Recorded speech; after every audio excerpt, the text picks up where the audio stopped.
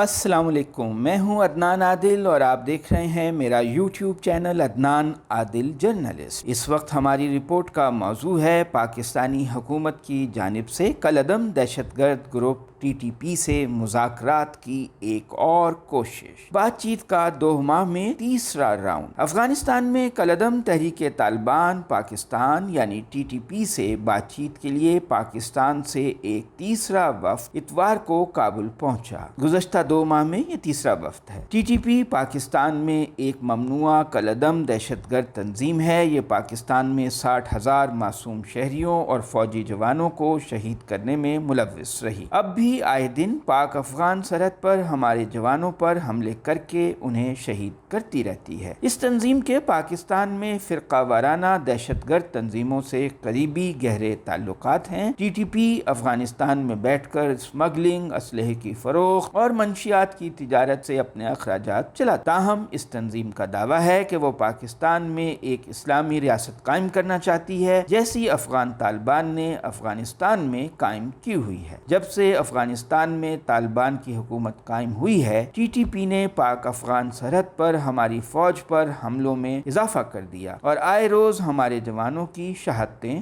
ہوتی رہتی ہیں۔ TTP سے مذاکرات کے لیے کابل جانے والے تازہ ترین وفد کے قائد خیبر پختونخوا میں وزیر اعلیٰ کے معاون خصوصی بیرسٹر محمد علی سیف ہیں۔ وفد کے 17 ارکان میں قبائلی عمائدین اور اراکین پارلیمنٹ شامل ہیں۔ یہ 4 روز تک افغانستان میں قیام کریں گے۔ بیرسٹر سیف ایک ایسا ہی وفد لے کر 2 ماہ پہلے جون میں بھی کابل گئے تھے۔ اس وفد میں پیپلز پارٹی سے تعلق رکھنے والے 2 ارکان قومی اسمبلی بھی شامل تھے۔ ان میں سے ایک رکن اسمبلی اخندزادہ چٹان نے بتایا تھا کہ یہ وفد پشاور میں فوج کے کور کمانڈر فیض حمید نے بھیجا تھا۔ اب بھی قرائن سے ظاہر ہے کہ TTP سے مذاکرات کی ساری کوششوں کو پاکستانی ریاست کی جانب سے corps commander Peshawar lieutenant general Faiz Hameed deal کر رہے ہیں۔ موجودہ وفد سے چند روز پہلے کراچی کے دیوبندی عالم دین مفتی تقی عثمانی کی قیادت میں علماء کا ایک وفد کابل گیا تھا۔ اس نے TTP کے لیڈروں سے بات چیت کی تھی اور گزشتہ ہفتے کے روز پاکستان واپس آیا تھا، لیکن اس بات چیت کا کوئی نتیجہ نہیں نکلا۔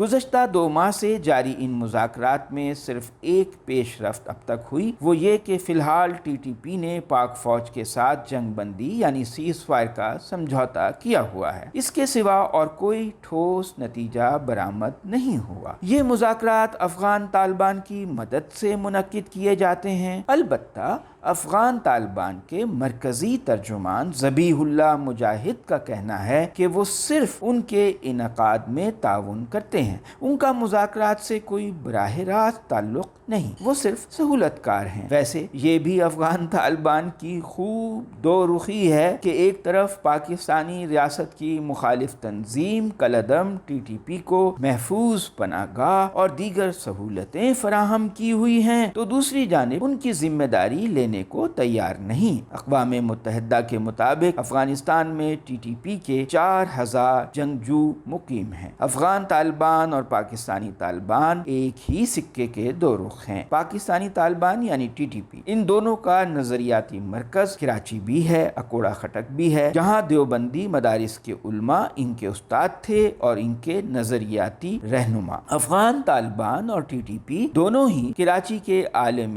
دین مفتی تقی عثمانی کی بہت عزت کرتے ہیں۔ مفتی صاحب نے حالیہ دورہ کابل میں بات چیت کے دوران TTP کو یقین دہانی کرائی کہ انہوں نے پاکستان کے آئین کا بغور جائزہ لیا ہے اور اس میں کوئی چیز خلاف اسلام نہیں۔ مفتی تقی عثمانی نے TTP سے مذاکرات کو خوش آئین قرار دیا، جبکہ TTP نے بات چیت کے بعد ایک بیان میں مطالبہ کیا کہ پاکستان میں اسلامی نظام نافذ کیا جائے، یعنی اسلام کی وہ تشریح جسے وہ اسلام سمجھتے ہیں۔ ان مذاکرات کے بارے میں ملک کی موجودہ مخلوط حکومت کی جماعتوں میں خاصے اختلافات پائے جاتے ہیں۔ مسلم لیگ نون TTP سے مذاکرات کی حمایت کرتی ہے۔ وزیر اطلاعات مریم اورنگزیب نے کہا کہ یہ مذاکرات آئین پاکستان کے تحت منعقد کیے گئے اور ان میں ملک کے سیاسی اور عسکری حکام دونوں شریک ہیں۔ ان کا کہنا تھا کہ مذاکرات سے جو نتیجہ نکلے گا اس کی منظوری پارلیمنٹ اور حکومت دے گی، لیکن حکومت میں شامل جماعت پاکستان پیپلز پارٹی ان مذاکرات سے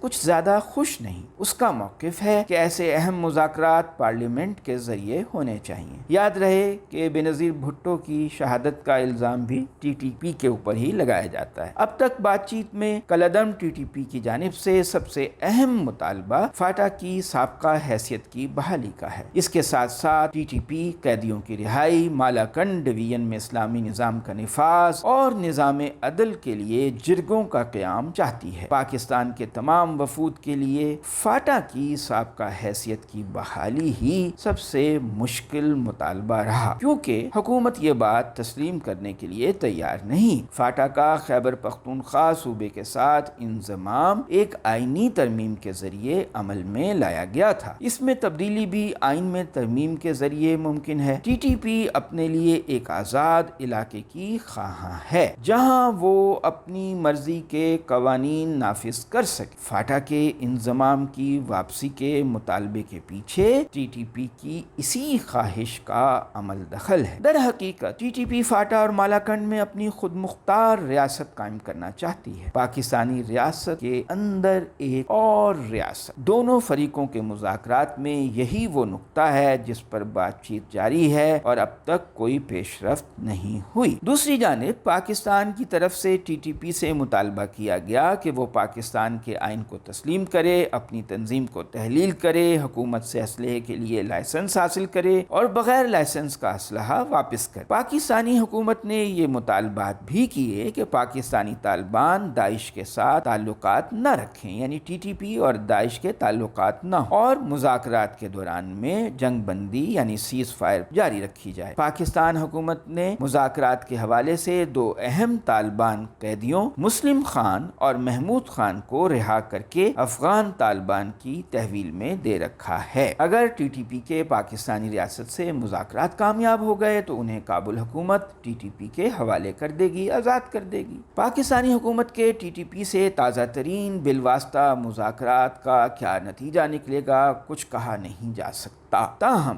کسی پیش رفت کی امید کم ہے۔ بظاہر یہ نہیں لگتا کہ ٹی ٹی پی فاٹا کی آزاد حیثیت کے مطالبے سے پیچھے ہٹے گی۔ ٹی ٹی پی کے پاس افغانستان میں محفوظ پناہ گاہ اور ذرائع آمدن موجود ہیں۔ بھارت بھی اس کی مدد کے لیے موجود ہے تاکہ پاکستان کو اس کے ذریعے عدم استحکام کا شکار کرتا رہے۔ بھارت کا مقصد ہے کہ پاکستانی فوج مغربی سرحد پر مشغول رہے تاکہ بھارت سے ملحق مشرقی سرحد پر پاک فوج توجہ نہ دے سکے۔ اس لیے ٹی ٹی پی پاکستانی ریاست کے لیے اچھا خاصا سردرد ہے۔ یہ ایسی چھپکلی پاکستان کے حلق میں پھنسی ہوئی ہے جسے نہ نگلا جا سکتا ہے نہ اگلا جا سکتا ہے۔ پاکستان کو یہ خطرہ بھی ہے کہ اگر ٹی ٹی پی سے کوئی معاہدہ نہ ہوا تو کسی وقت اس کے جنگجو انتہا پسند دہشت گرد تنظیم داعش میں شامل ہو سکتے ہیں۔ داعش کو کسی بیرونی طاقت کی حمایت حاصل ہے۔ مغربی سامراجی طاقتیں اس خطے کو عدم استحکام سے دوچار رکھنے کے لیے داعش کی خفیہ مدد کرتی ہیں تاکہ چین اور روس پر بھی دباؤ قائم رہے۔ اب تو داعش نے کہیں سے ڈرونز بھی حاصل کر لیے ہیں، بہت حیرانی کی بات ہے، جنہیں اس تنظیم نے افغانستان میں تازہ حملوں کے لیے استعمال کیا۔ اگر داعش کے جنگجو ڈرونز کے ذریعے پاکستان کے اندر حملے شروع کر دیں تو پاکستان کی سلامتی کو شدید خطرات لاحق ہو جائیں گے۔ اسی لیے پاکستانی ریاستی اداروں کی کوشش ہے اور خواہش ہے کہ ٹی ٹی پی سے کوئی معاہدہ کر کے اسے اور داعش کو